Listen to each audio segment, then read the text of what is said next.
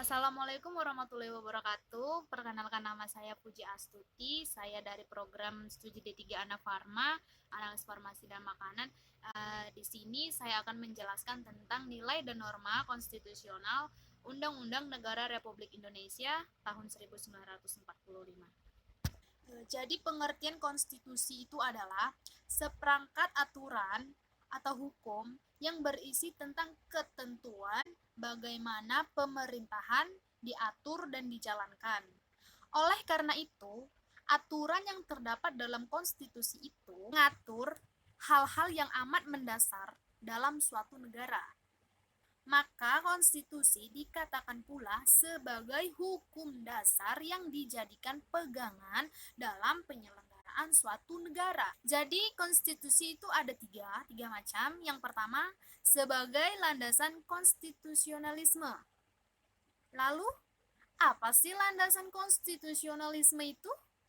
Jadi landasan konstitusionalisme itu adalah landasan berdasarkan konstitusi, baik konstitusi dalam arti sempit maupun konstitusi dalam arti luas.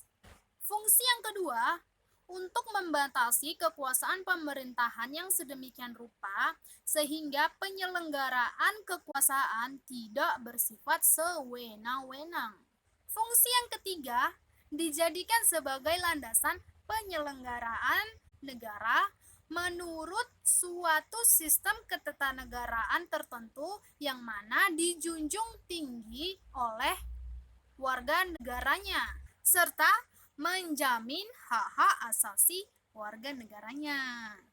Jadi konstitusi diperlukan untuk membatasi kekuasaan pemerintah atau penguasa negara, membagi kekuasaan negara, serta memberikan hak asasi manusia kepada seluruh warga negara. Jadi pada awal era reformasi adanya perubahan ketentuan Undang-Undang Negara Republik Indonesia tahun 1945 berdasarkan pandangan bahwa Undang-Undang Negara Republik Indonesia tahun 1945 masih belum cukup memuat landasan yang demokratis dan penghormatan terhadap hak asasi manusia.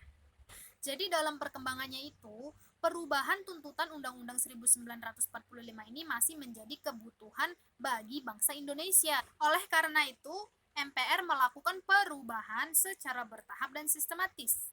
Dan 4 kali perubahan. Dan dalam keempat kali perubahan tersebut harus dipahami sebagai suatu rangkaian dan suatu kesatuan. Mungkin hanya ini yang bisa saya sampaikan. Terima kasih.